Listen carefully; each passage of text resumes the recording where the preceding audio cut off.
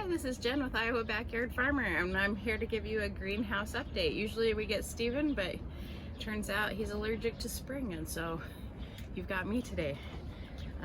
We're in greenhouse number 5.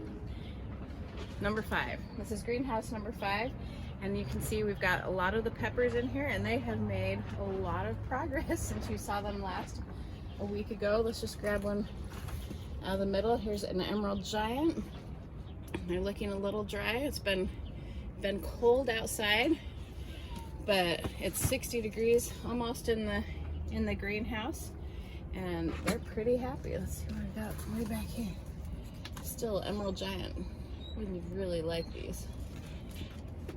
Really like these. Let's see if we can find something new. We'll have to pan through. Here's a King of the North. This is really good. It's a red pepper that likes a cooler summer. Peppers generally don't want to set fruit below 55 degrees, so they like it warm. They like it warm. If you look down at the ground, you can see that we are at very full capacity. We'll have people start picking up the warm season crops on next Saturday, Friday, Saturday, and so we ran out of space. We've run out of space. It's hanging up, it's on the floor, but it's doing good. California Wonder, we've seen, these are all the bells. We're very happy. Gourmet, this is a orange or yellow, can't remember at the moment. Sweet bell. And the trick is gonna be, how are we gonna find it all? Because you don't see any labels here. I'll tell you, it's exciting for the first little bit. Oh, that's more emerald giant. Okay, let's go see another greenhouse.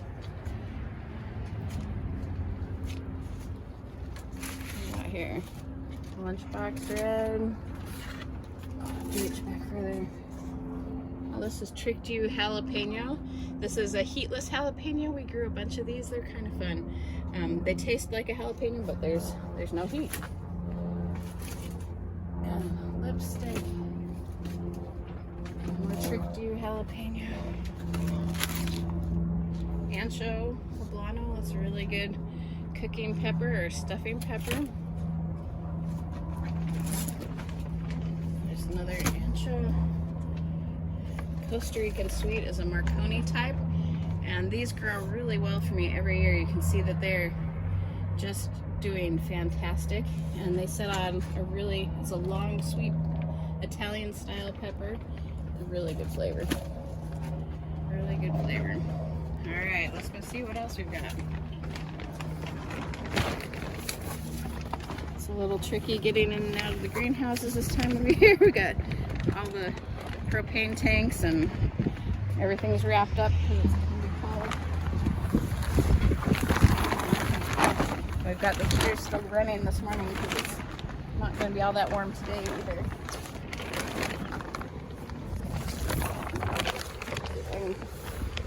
Without triggering it to turn off.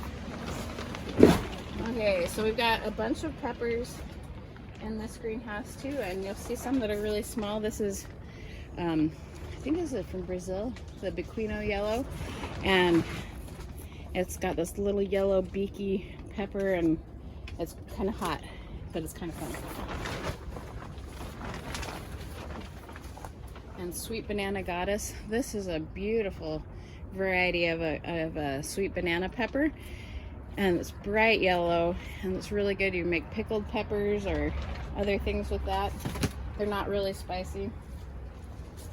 Let's see what else we've got. Shishito, we sell a lot of these. It's a frying pepper, and super delicious. Super delicious. Super delicious. This is a big favorite. Longhorn cayenne. We must have found the hot peppers. It's a nice drying pepper. This is habanero roulette. This is one of my favorites because it looks absolutely deadly when it grows. It's got that wrinkly hot pepper look to it, but it's totally sweet, and it actually has kind of a fruity flavor, and it's pretty fun. Pretty fun. Grow it, surprise your friends. Yeah. Ghost pepper is not a fake one. This one is the hottest pepper that we grow here. It's about as hot as I can get for food. That you can grow hotter peppers, but this is the hottest one that I think tastes good for massive cooking. And Kashmiri Mirch. This is a Indian pepper. It's not hot, but it is really good flavor. So it's kind of red, it's kind of long, and it's sort of like the ancho, but a different flavor. It's not hot, but it's got a really good flavor. So if you got friends from India, yeah, let them know we've got those. That would be the right flavor for them. Just planted up yesterday cilantro, and these are tomatoes here to the end. They're just warming up. So here's an example. This would be super sweet 100. We've got 100 of these too. It's a nice cherry. Come down here a little further.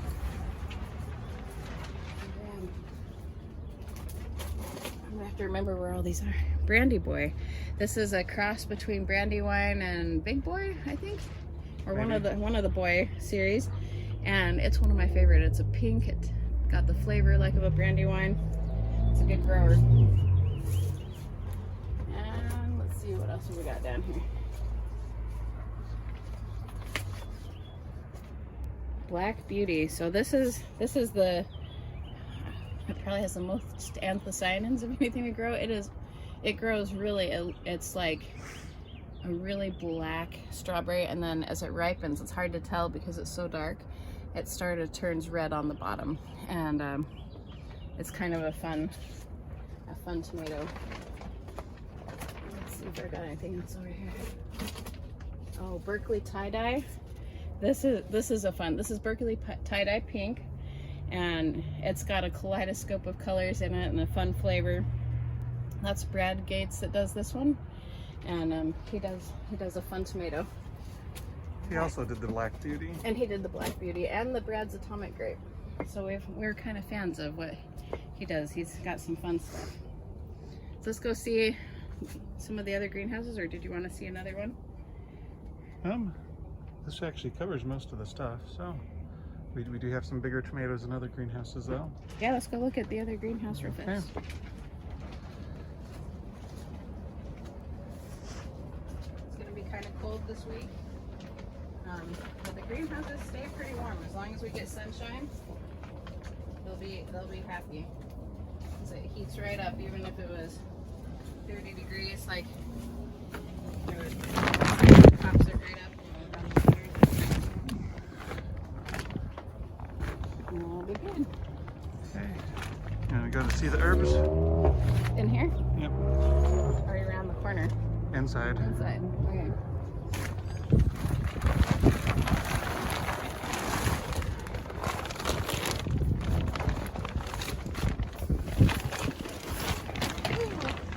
Okay. So here we have the herbs. Again, this is rosemary and lavender. They like it dry, they like it warm, so they're right here by the heater, and they don't mind that at all. Lemongrass is looking great. Steven's very allergic to grass, but this one's delicious, and it's looking fantastic. In fact, if there's more of it on the floor, don't trip. In here too, we've got stuff. It'll be cold tonight and cold Sunday night. We might have to move stuff in and put it on the bricks in here and keep everything warm. You can see that we've booted out the blackberries and raspberries there. We needed all the space for tomatoes. So some of these you've seen before. This is Sparky. So Sparky, and they're looking good. Pot them out. Let's see. So you can get it out. They're ready to go.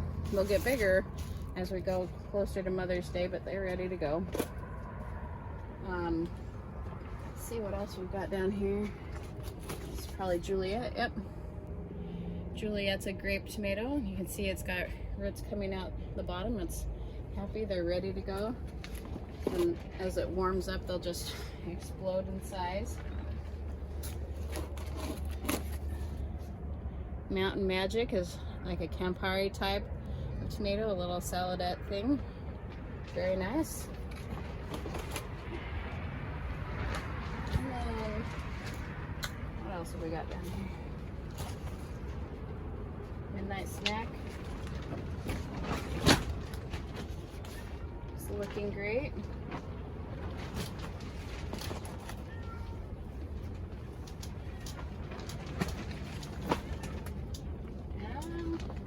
Clear down at the end. Basil. I've got most of the basil still inside, but this is a Genovese basil, and my goodness, it smells fantastic. It smells fantastic. All right, let's go see the other greenhouses, or the other spaces.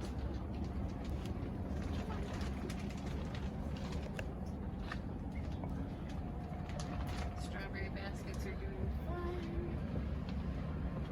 They don't actually mind if it's cold, but they'll take the extra warmth and grow faster. Hurdle around.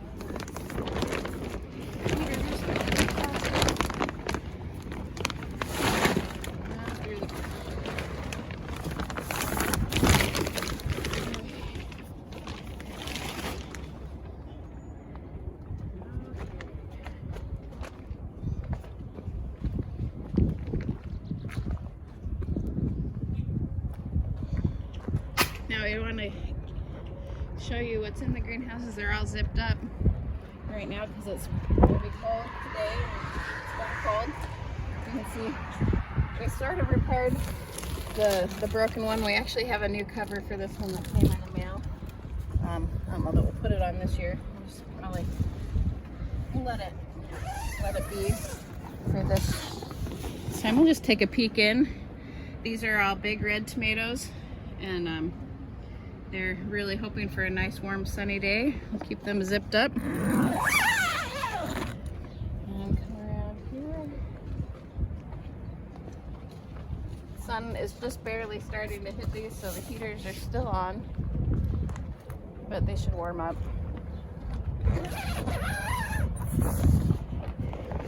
And this is going to be a lot of your paste tomatoes, this Amish paste and early resilience and all the things in here. Eggplants in the back. Steven spent a lot of time trying to reorganize this for me yesterday because there's not an inch of extra space anywhere. And a lot of it's going to come in and be on the aisles tonight. So you can see. Alright, let me show you the tomatillas in back there. Oh.